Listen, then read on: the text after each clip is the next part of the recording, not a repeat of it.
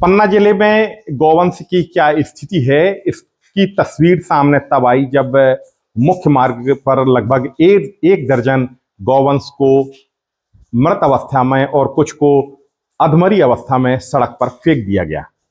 आरोप ये लगाए जा रहे हैं कि गौ तस्करों ने ये कारनामा किया है और उन्होंने पशुओं की ऐसी दुर्दशा की कि उनको सड़क में मरने के लिए छोड़ दिया गया।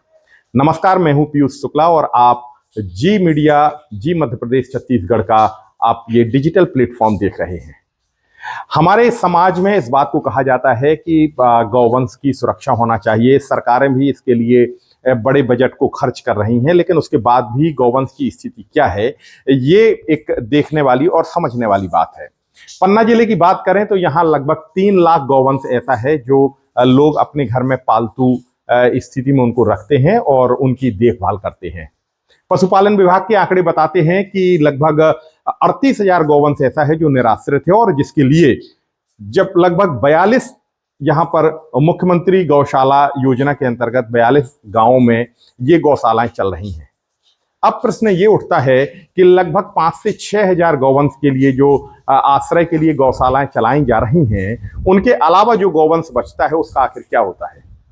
इस बात से कहीं इनकार नहीं किया जा सकता कि जो गौ तस्कर हैं, गौकसी करने वाले लोग हैं, वो लगातार कंटेनर में इन पशुओं को भर करके ले जाते हैं और पन्ना जिले की बॉर्डर से पार करके उत्तर प्रदेश में पहुंचते हैं और कानपुर में ले जा करके इनको बेचा जाता है। कई बार कार्रवाइयां होती हैं, सैकड़ों पशु पकड़े जाते हैं, तस्करों के नाम भी आते हैं, गाड़ियां जब्त की जाती हैं, लेकिन किसी गौ तस्कर को सजा हुई है ये अमूमन देखने में नहीं आता है। हो सकता है कि किसी को सजा हुई हो और जानकारी बाहर ना आ पाई हो, लेकिन अभी तक ऐसा मामला मीडिया की जानकारी में नहीं आया कि गौ तस्करी या गौकसी करने वाले किसी व्यक्ति के विरुद्ध कार्रवाइयां हुई हों।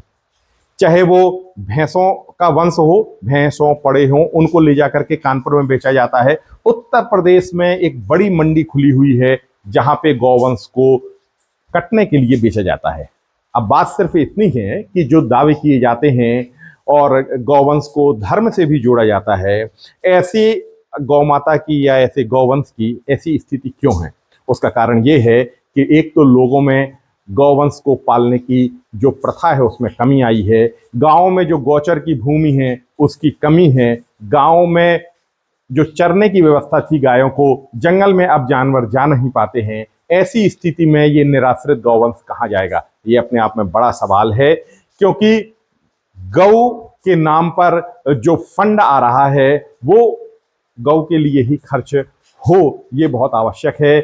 और जिस तरीके से निराश्रित होकर के गौवंश सड़कों पर घूम रहा है, सड़क दुर्घटनाओं में उनकी मौत हो रही है और जिस तरीके से उनको गौकसी करने वाले लोग बेच रहे हैं, ये अपने आप में उचित नहीं है।